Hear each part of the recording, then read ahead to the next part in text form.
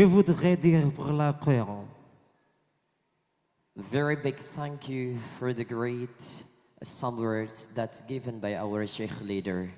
And now, time for us, ladies and gentlemen, all audiences, to have a great word from the public orient that will be given by Vice Governor of East Java, Mr. Dr. Haji Emil Elistiano Dardak, Bachelor of Business and Master of Science. There will be very academic orientation that will be given by him. The time and place are very honored to be given to you, Mr. Emil Please Elistiano welcome Dardak. Vice Governor of East Java.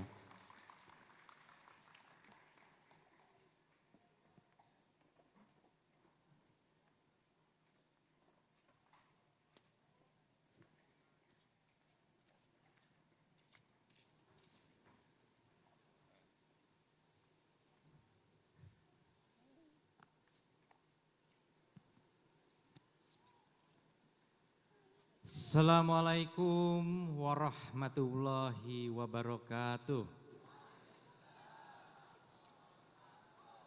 Wabihi nasta'inu ala umuri dunia waddin. Salatu wassalamu ala asrafil anbiya'i wa mursalin wa ala alihi washabihi ajmain, amma ba'd. Yang saya hormati para masyayikh, para ulama, para kiai yang pada kesempatan ini hadir bersama kita. Izinkan saya terlebih dahulu wabil khusus Sohibul Bait Raden Kiai Haji Muhammad Faisal Abdullah Hamid, yang kami hormati juga segenap zuriyah dari Pondok Pesantren Mambaul Ulum Bata-Bata Pamekasan, Bu Hajah Fatimatu Zuhro, Bu Hajah Ulfa Aluf, Bu Sayyidah Ummu Habibah, Bu Hajah Masrufah, Bu Hajah Wilda Devi Maulidia, para sesepuh pengurus pondok pesantren yang hadir pada kesempatan ini. Tadi juga ada Raden Kiai Haji Ahmad Mahfud selaku panitia, dan juga ada hadir ya Abdul Muin dari bergabung bersama kita juga Bapak Raden Kiai Haji Muhammad Baidawi Rofi'i, Kiai Haji Hasbullah Samsul Arifin. Banyak sekali tokoh agama yang bersama kita yang tidak bisa mungkin saya sebutkan dengan lengkap. Kami mohon maaf sebelumnya, Ibu Nyai semuanya, dan juga yang dari mancanegara, dari Aljazair, dari Sudan. Yang kami hormati Bupati Sampang Bapak Haji Slamet Junaidi,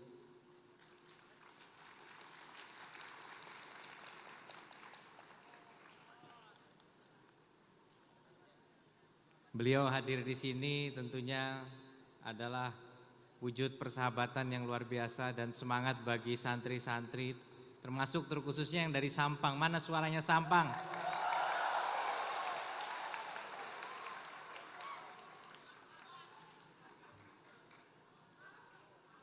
Banyak tokoh juga di sini. Tadi saya berangkatnya kebetulan bareng dengan Haji Soleh, dengan Haji Her, bareng kita tadi.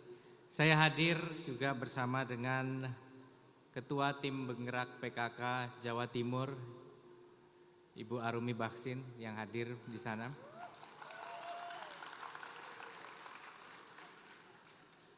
Alhamdulillah, tentunya yang saya banggakan segenap pengasuh, pengajar, dan juga segenap santri dan seluruh mungkin wali santri yang hadir pada pekan ngaji yang ke-7 di Pondok Pesantren Putra Mambaul Ulum Bata-Bata pada kesempatan ini. Semuanya masih bersemangat ya? Alhamdulillah. Saya tadi benar-benar terkesan melihat demonstrasi kapabilitas di berbagai bidang yang ditekuni, yang katanya baru didalami dalam 3 bulan. Tetapi sudah mampu menunjukkan kemampuan yang luar biasa dalam menghadapi pertanyaan yang tidak terduga.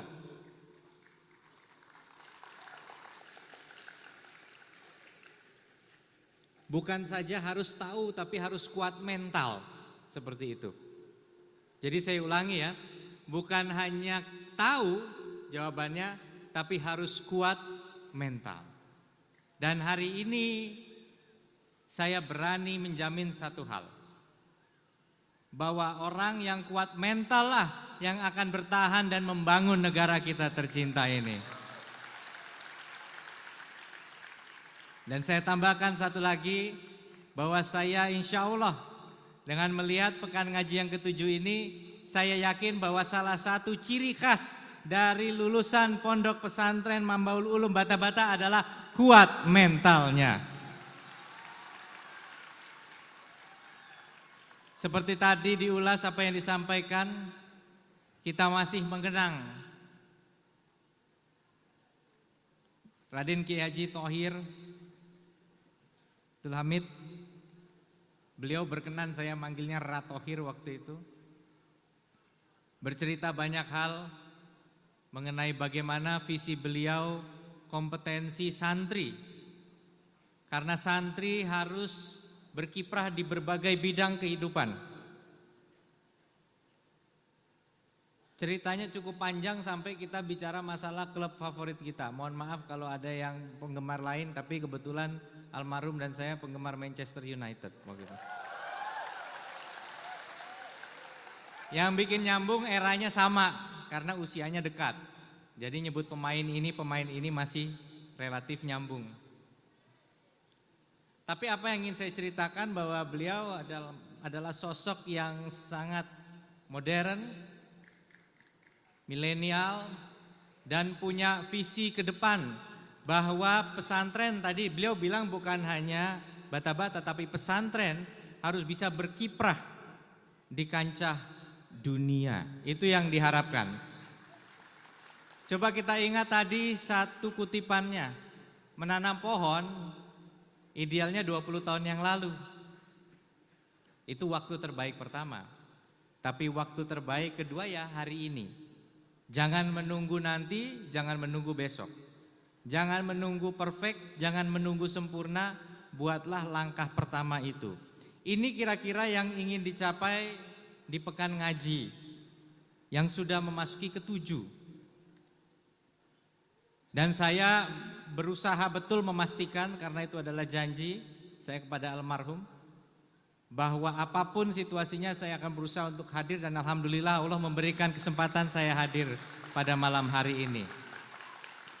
Menjadi saksi, dan saya yakin kalau almarhum masih ada bersama kita, melihat bagaimana pelaksanaan dari pekan ngaji yang ke-7 pada malam hari ini, insya Allah mungkin beliau akan bangga melihat bagaimana ini bisa diteruskan dengan baik di Pondok Pesantren Bata-Bata. Saya tidak akan terlalu panjang karena sebenarnya inti kehadiran saya sederhana. Saya ingin menyampaikan dan juga Ibu Gubernur menitipkan salamnya kepada seluruh insan di Pondok Pesantren Mambaul Ulum Bata-Bata bahwa Pondok Pesantren kita bukan lagi bicara pondok pesantren ini sebagai dunia yang terpisah dari kehidupan kita. Jadi misalnya nih ya, ada kehidupan sehari-hari, ada kehidupan pesantren, seakan-akan itu dua hal yang terpisah. Bukan itu yang ingin kita tuju, justru kita ingin bagaimana kehidupan kita sehari-hari ini bisa terpengaruh secara positif dari eksistensi dan kiprah pesantren. Ini yang kita inginkan. Hari ini ada undang-undang pesantren. Undang-undang pesantren mengatakan bahwa pesantren memiliki beberapa peran di dalam kehidupan kita. Peran-peran inilah atau fungsi-fungsi ini membentuk individu yang unggul di berbagai bidang, memahami dan mengamalkan nilai ajaran agamanya, dan menjadi ahli ilmu agama yang beriman, bertakwa, berakhlak mulia, berilmu, mandiri, tolong menolong, seimbang dan moderat. Membentuk pemahaman agama dan keberagaman yang moderat dan cinta tanah air, dan membentuk perilaku yang mendorong terciptanya kerukunan hidup beragama dan meningkatkan kualitas hidup masyarakat yang berdaya dalam memenuhi kebutuhan pendidikan warga negara dan kesejahteraan sosial masyarakat. Kita rangkum menjadi 3 fungsi. Fungsi pendidikan, fungsi dakwah, dan fungsi pemberdayaan masyarakat. Fungsi pendidikan adalah tentunya mencetak SDM yang mumpuni. Tadi ada 3 rumpun. Ada rumpun bahasa, ilmiah, dan Al-Quran kalau salah ya. Ada 3. Saya tadi tanya bahasa apa saja. Wah, itu nggak ada batasnya. 25 bahasa. Menurut tadi disampaikan ke saya ada 25 bahasa. Ini luar biasa dan saya memang merekomendasikan ya bahasa Inggris hari ini memang bahasa yang paling luas digunakan, tetapi kayaknya kalau sudah era sekarang harus nambah minimal 1 bahasa lagi. Tentunya kalau di pesantren sudah otomatis dapat bahasa Arab. Nah, ini adalah kelebihan yang luar biasa kalau dikuasai. Tadi disampaikan dalam bahasa Inggris, salah satunya tema yang dipilih impossible is nothing. Ini menarik nih. Mungkin akan ada yang bilang, kenapa nothing enggak nothing is impossible tapi impossible is nothing? Apa nih filosofinya kira-kira ya? Saya tertarik, saya bedah gitu. Karena impossible is nothing. Tidak mungkin itu tidak ada. Ada lagi kalau nothing is impossible, tidak ada yang tidak mungkin. Secara diksinya kelihatannya serupa tapi tak sama, menarik. Impossible is nothing. Itu sebenarnya sebuah semangat gitu. Bahwa apa yang dikatakan orang tidak mungkin, buat kita itu nothing. Jadi kalau ada yang bilang yakin mau belajar ilmu kecerdasan buatan, yakin kalau lulus dari pesantren bisa belajar kecerdasan buatan, kita jawab enggak ya, itu kan enggak mungkin, nothing, itu jawab begitu ya. Jadi kalau ada yang bicara kepada lulusan di sini bahwa itu tidak mungkin, tinggal dijawab impossible is alhamdulillah. Tepuk tangan dulu semua untuk semua santri yang ada di sini.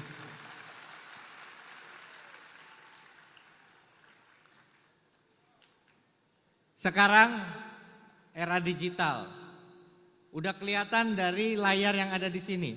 Saya mau katakan ini kepada segenap pengasuh Pondok Pesantren Mambaul Ulum Bata-Bata. Ini panggung, salah satu panggung yang termegah yang saya pernah datang di Jawa Timur. LED-nya ada 3+2 di depan, LED screen. Untuk bisa men-setting program seperti ini, terus tadi bisa diputer layarnya, bisa dipilih, bisa keluar profilnya, itu butuh pemrograman yang luar biasa. Ya. Nah, ini artinya digitalisasi bukan saja sudah masuk tapi sudah dikuasai oleh pondok pesantren ini.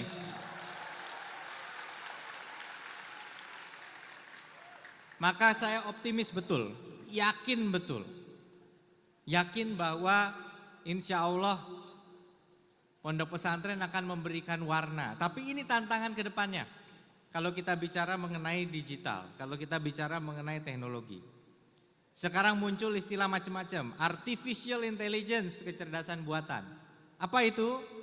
Komputer akan semakin cerdas, akan menggantikan manusia.